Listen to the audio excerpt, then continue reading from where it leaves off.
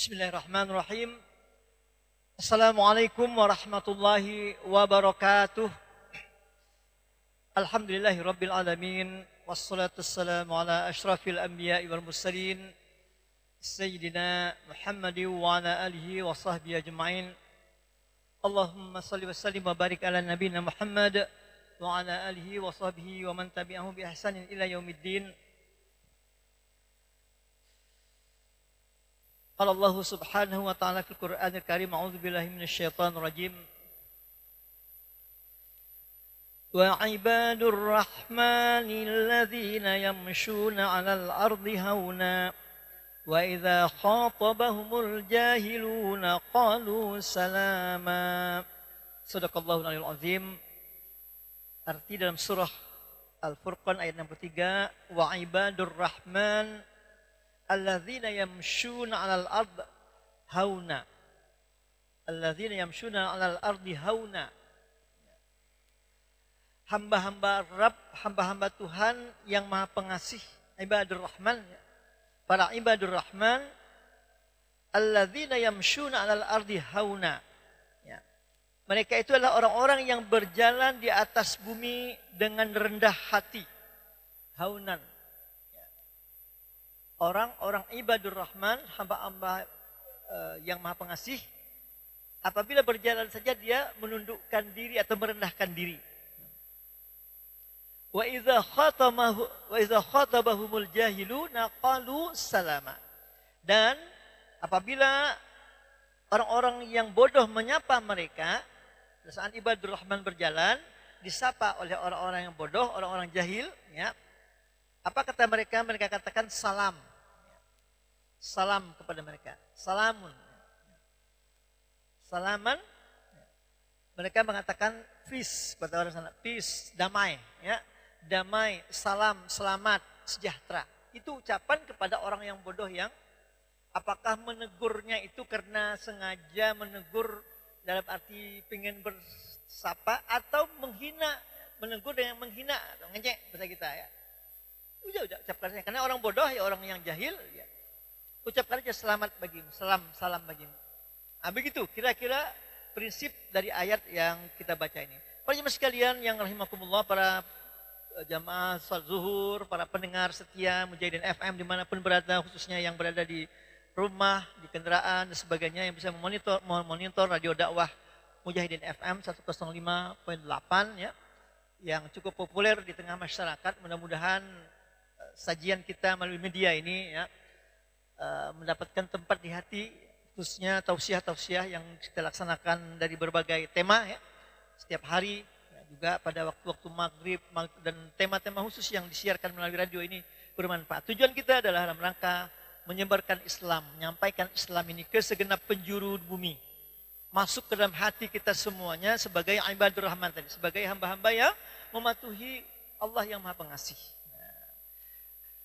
Dari jemaah sekalian, tema yang akan saya angkat adalah bagaimana peranan pendidikan Islam atau tarbiyatul Islam ya, di dalam masyarakat kita. Ya.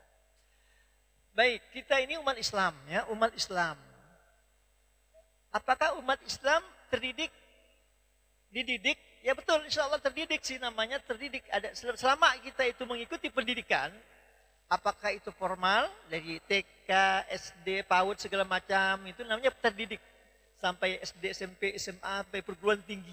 Itulah lembaga pendidikan resmi yang tersedia di berbagai tempat di muka bumi Indonesia ini. Ada tempat pendidikan, tempat belajar. Apakah namanya sekolah, apakah namanya madrasah, apakah namanya pesantren, ada namanya ma'had, ada namanya universitas, ada namanya institut, politeknik, macam-macam ya. Macam-macam lembaga-lembaga itu menyediakan tempat belajar. Ya alhamdulillah. Itu sudah ketentuan dalam undang-undang negara kita sendiri Indonesia ya. Pendidikan itu wajib ya, dilakukan oleh orang tua kepada anak-anaknya. Ya. Bahkan sampai umur berapa tahun kalau tidak dididik itu dapat diberikan warning oleh pemerintah atau oleh negara kepada orang tua yang tidak mau mendidik anaknya. Bahkan di negara maju Seperti Inggris misalnya, kalau ada orang tua yang anaknya tidak sekolah, maka orang tuanya dipenjarakan. Disu misalnya, didenda, ditangkap, dipenjarakan karena tidak mendidik anaknya. Saking wajib bagi pendidikan mereka. Jadi education sampai Perdana Menteri itu kalau prinsipnya mereka di negara, contoh sebenarnya di Inggris misalnya, kalau mereka mau menang dalam pemilihan Perdana Menteri, maka program utama yang mereka lakukan adalah bagaimana mereka mempersiapkan anggaran untuk budgeting pendidikan, education. Ada 3 yang penting itu adalah education, pendidikan, kesehatan, namanya kalau kita di BPJS ini ya, dan yang ketiga adalah kesehatan dan tunjangan sosial, social security. Itu yang mereka wajib kuasai. Nah, seorang Perdana Menteri akan gagal kalau dia tidak mampu mendeliver, menyampaikan apa konsep untuk pendidikan. Seingat waktu itu ya, Perdana Menteri Inggris Tony Blair ya, itu mengatakan education. Tapi apa yang terjadi pada saat krisis 90 berapa tahun ekonomi itu, mereka tidak mampu mendeliver pendidikan secara gratis. Kita paham Pak jemaah sekalian, orang Inggris itu, orang-orang barat itu di Eropa, di Jerman, pendidikan itu gratis, nggak bayar, anak-anak itu bebas suruh masuk kemana aja ke perguruan tinggi ya, sampai ke sekolah bebas gratis. Nah, tiba-tiba waktu itu mereka krisis keuangan, maka dibuatlah kebijakan bahwa untuk yang ke perguruan tinggi terutama mereka harus membayar, diberikan kredit, kita itu kredit uang tanggungan oleh pemerintah untuk selama dia belajar di perguruan tinggi. Nanti ada perjanjian setelah mereka selesai perguruan tinggi, mereka bekerja, mereka membayar mencicilnya, yang mencicilnya kepada negara sampai selesai itu. Nah, itu pun habis diprotes. Jadi Perdana Menteri fee, education fees kan mereka. Jadi fee itu artinya uang biasa, uang SPP. Jadi diolok dengan SPP. Zamannya waktu itu ya. Nah, tahu krisis ekonomi waktu itu. Nah, begitulah pentingnya pendidikan. Nah, apalagi kalau kita bicara pendidikan dalam arti pendidikan Islam, pendidikan agama kita ini. Mengapa Islam, justru sebenarnya Islam itu mementingkan sekali pendidikan bagi umatnya. Umatnya, kita harus berilmu, kita harus mencari ilmu. Rasulullah dalam sebuah hadisnya mengatakan, thalabul ilmi fardhah ala kulli muslim. Ya. Menuntut ilmu itu wajib bagi setiap muslim, ada kewajiban. Jadi wajib bagi kita belajar. Kalau tidak berdidik, dosa. Ya. Artinya compulsory. Ya. Jadi lebih kuat daripada yang di dalam undang-undang sebenarnya. Undang-undang hanya mewajibkan yang 6 tahun. Padahal di dalam hadis Rasulullah itu, wajibnya itu minal mahdi ilal lahdi. Minal mahad ilal lahad. Dari buayan sampai ke liang kubur. Long life education kata orang, lifelong education kata orang barat itu. Sepanjang hidup itu belajar. Itu konsep dalam Al-Quran, dalam sunnah umat Islam. Sayangnya percuma sekalian sampai sekarang ini, konsep-konsep pendidikan yang sebenarnya diperlukan oleh umat Islam banyak ketinggalan. Kita ketinggalan. Apa yang terjadi adalah kita ketinggalan dari secara seumumnya. Umumnya, karena mayoritas kita umat Islam, tapi secara umum, bukan hanya pendidikan bagi umat Islam, tapi seluruhnya itu tidak mampu mengatasi masalah-masalah yang berhubungan dengan kemajuan ilmu pengetahuan dan teknologi sekarang. Dan kita lihat, memang negara kita adalah negara yang tidak mampu advance, meningkat di dalam hal teknologi. Kita lebih banyak masih meminjam paten orang negara lain, ya. Paten orang lain, produk orang lain, hasil teknologi yang kita hanya user saja, pengguna. Ya. Kita belum sampai menjadi pembuat. Nah, yang pembuat pun hanya terbatas sekali. Inilah sebenarnya yang terjadi pada masa kita. Ya, impor teknologi dari HP ya, sampai kepada pesawat, semuanya kita membeli ataupun menyewa, dia menyewa, bahkan kita punya punya saintis-saintis kita yang tidak mampu mengembangkan karena kurang laboratoriumnya, kurang teknisnya yang akan bahan-bahan yang mereka gunakan untuk meningkatkan kemampuan kita. Terbatas. Mengapa? Karena memang anggaran negara kita di dalam hal pendidikan sangat kecil, ya. Hanya berapa persen dari APBN kita. kecil dibandingkan negara lain yang mungkin kalau tidak salah sampai berapa puluh lipat kali lah bandingkan dengan negara maju ya. Negara maju. Ya, kita mungkin tidak akan mengikut mengambilnya. Tapi minimal lah meningkatkan berapa kali gitu. Itulah yang terjadi di negara kita. Nah, akibatnya kita tetap merupakan mendapatkan persoalan besar di dalam teknologi. Nah, padahal Allah tadi mengatakan untuk orang-orang yang ibadur rahman itu adalah orang-orang yang berilmu, orang-orang yang tunduk hatinya kepada Allah, ya, rendah hatinya, tetapi dia mampu mengatasi masalahnya. Kenapa? Allah berjanji sebenarnya dengan kalau mereka umat Islam ini ya, banyak ilmu, orang-orang saintis semua atau teknolog semua yang muncul ya, kita masih kagum dengan Presiden Habibie almarhum ya, beliau itu adalah peretas ya, perintis sains teknologi ya. Kalau sains itu tinggi dan ilmu pengetahuan kita kuasai sebagaimana negara-negara maju, maka kita tidak akan jauh ketinggalan gitu. Bandingkan saja dengan negara tetangga kita Malaysia. Malaysia jauh lebih tinggi dari balik kita ya. Universitas yang masuk ranking nasional Indonesia itu hanya beberapa yang level 100.000 itu hanya beberapa universitas top kita. Ternyata kita kalah dengan ya, beberapa negara Afrika. Ya. Kan aneh, penduduknya banyak ya. Universitas kita juga ada ribuan banyak, tapi tidak mampu menghasilkan hasil temuan-temuan ataupun paten, apalagi paten ya, apalagi Nobel ya, apalagi yang ya, jumlah karya ilmiah semuanya itu kita ketinggalan ya di bawah negara Afrika. Padahal Allah mengatakan berjanji, yarfa'illahu alladhina amanu minkum walladzina utul ilma darajat. Allah berjanji mengangkat derajat orang yang beriman dan berilmu beberapa derajat. Jadi kalau negaranya punya ilmu yang maju, tentu akan Allah tingkatkan derajat kita lebih tinggi. Begitulah kira-kira ya. Kalau dari segi ilmu itu untuk negara. Nah, apalagi level-level kita masing-masing pribadi. Orang berilmu. Tapi orang punya kompetensi kuat pasti dia punya jabatan tinggi, punya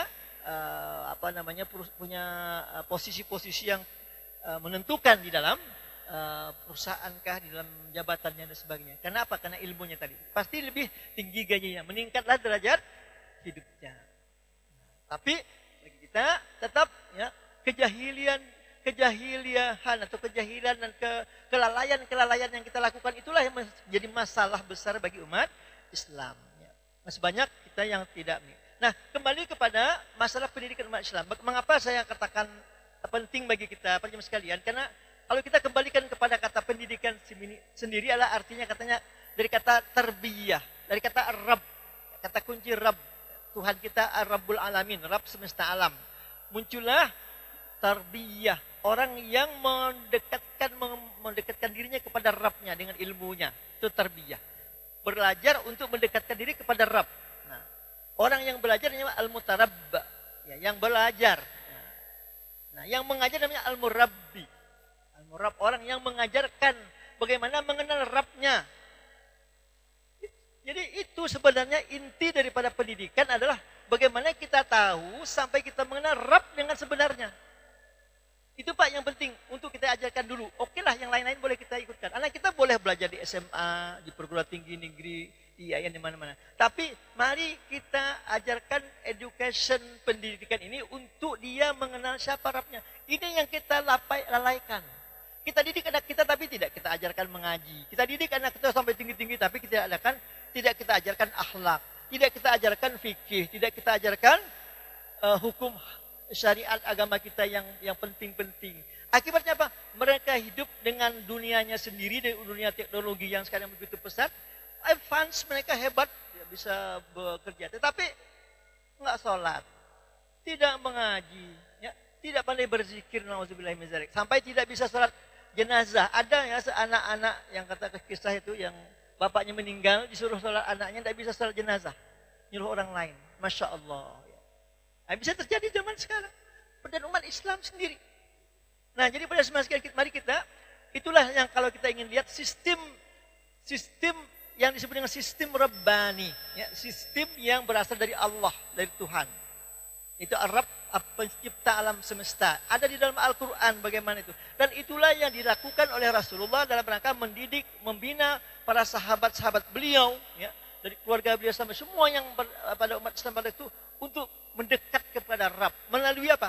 Melalui ya, Al-Quran yang beliau bawa setiap mendapatkan wahyu, beliau jelaskan, beliau sampaikan, lalu dicatat, dan beliau menyampaikan petuah-petuah dalam hadis-hadis yang kita dapatkan sekarang dengan cara apa yang dikodifikasi sebagai hadis yang Bukhari, Muslim sebagainya itu.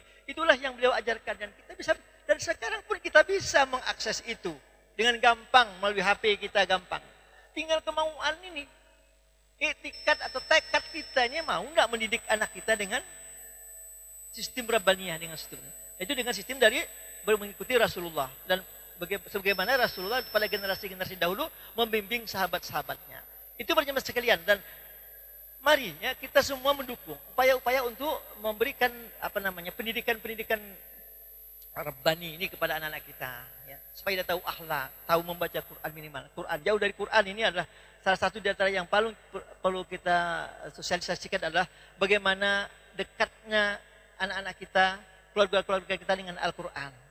Itu pertama, kunci. Kenapa? Ternyata Al-Quran itu memang kita Al-Quran baru sekadar membaca ya, atau mentartilkannya atau mentadabbur. Tapi apalagi kalau kita sampai menjalankan, mengamalkannya sebagaimana Rasulullah ya, menjadi akhlaknya. Ya. Sehingga ketika Aisyah radhiyallahu anha ya, istri beliau ditanya bagaimana akhlaknya Rasulullah, khuluquhu kana khuluquhu Al-Quran. Sesungguhnya akhlaknya Rasulullah adalah Al-Quran. Jadi kalau kita ingin membina akhlak, sekaligus kita membangun keluarga Rabbani, keluarga Qurani di rumah kita dengan mendidik anak kita membaca Al-Quran. Itu pesan mungkin dalam sistem pendidikan yang penting namanya. Nah itulah pendidikan Islam ya. Jadi kitab suci Al-Quran menjadi titik sentral, menjadi akhlaknya Rasulullah dan akhlak kita semua insya Allah. Minimal semampu kita. Ya, nah, baik. Nah generasi mereka itulah generasi yang utama sebagai generasi. Selanjutnya para jemaah sekalian, di dalam sebuah ayat dalam ayat surah Al-Imran 79 Allah berfirman, A'udzubillahi minasyaitonir rajim. Ma kana li basharin ay yu'tiyahu Allahul kitaba wal hukma wan nubuwata thumma yaqulu lin-nasi kunu 'ibadan li يقول للناس كونوا عبادا لي من دون الله ولكن كونوا ربانيين بما كنتم تعلمون الكتاب وبما كنتم تدرسون. Sadaqallahul azim. Allah berfirman, "Ma kana li basyarin ayyutiyahu Allahul kitaba wal hukma wan nubuwah tsumma yaqulu lin-nasi kunu ibadan li min dunillah." Nah, ini ya. Kata Allah, tidak sepatutnya seseorang yang diberi kitab atau hukum atau hikmah dan kenabian oleh Allah, kemudian dia berkata kepada manusia, jadilah kamu para penyembahku. Bukan menyembah Allah.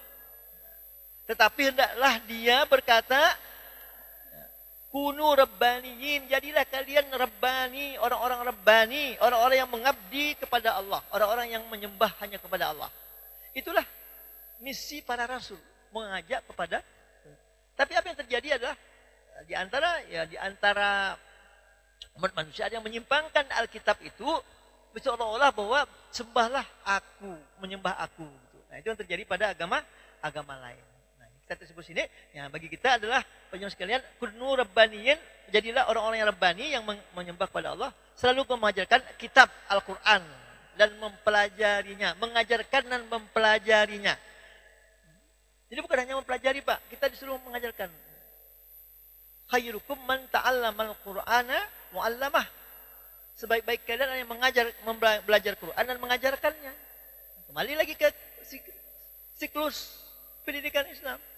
Pendidikan Islam diawali dengan mengajarkan Al-Quran dan diajarkan kepada anak-anak. Ya kita di sini ada kajian-kajian, ya baru ada ya belum terbatas lah kajian Qur'annya baru ya baca tahsin sedikit-sedikit ya enggak apa-apa lah ya daripada tidak ada sama sekali. Nah ini para jamaah sekalian kita men-trigger kita, merangsang kembali kepada kita semuanya. Tolong pada bapak-bapak, ibu-ibu, para jamaah sekalian yang ada di rumah, kembali kita cek anak kita nih dah baca Quran belum. Jadi kan Pak, saya menyerupai melihat di beberapa mahasiswa yang belajar agama Islam ya di semester 1 nih di perguruan tinggi, ngetes mereka ya hampir mungkin dari 10 orang yang dites untuk suruh membaca ayat Quran ya, dengan oralnya dengan ucapan gitu masih belepotan.